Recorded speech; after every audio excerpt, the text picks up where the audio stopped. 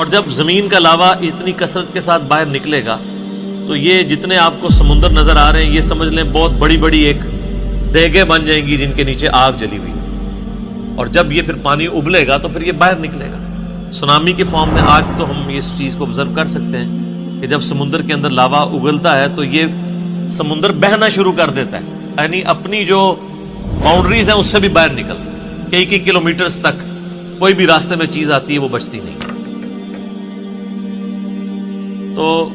یہ اسی نقشے کو کھینچا جا رہا ہے کہ قیامت والے دن سمندر جو ہیں وہ بہنا شروع کر دیں گے،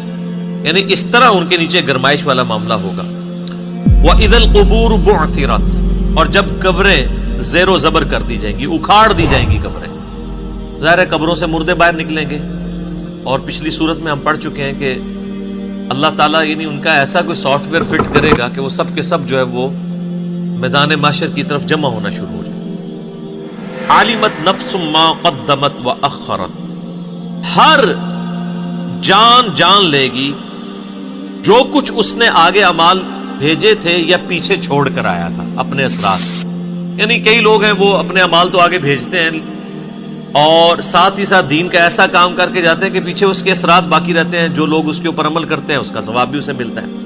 اور اگر وہ برے اعمال چھوڑ کے جاتے ہیں تو اپنا وبال تو چکھیں گے، جو پیچھے چھوڑ کے جائیں گے ان کا وبال بھی انہیں چکھنا پڑے۔ صحیح مسلم میں حدیث ہے کہ اللہ کے محبوب صلی اللہ علیہ وآلہ وسلم نے فرمایا، جس نے اسلام میں کوئی اچھا طریقہ جاری کیا تو جتنے لوگ اس کے اوپر عمل کریں گے اس کا ثواب اسے ملے گا۔ اچھی بدعت نہیں، سنتن حسنتن، اچھا طریقہ، جیسا کہ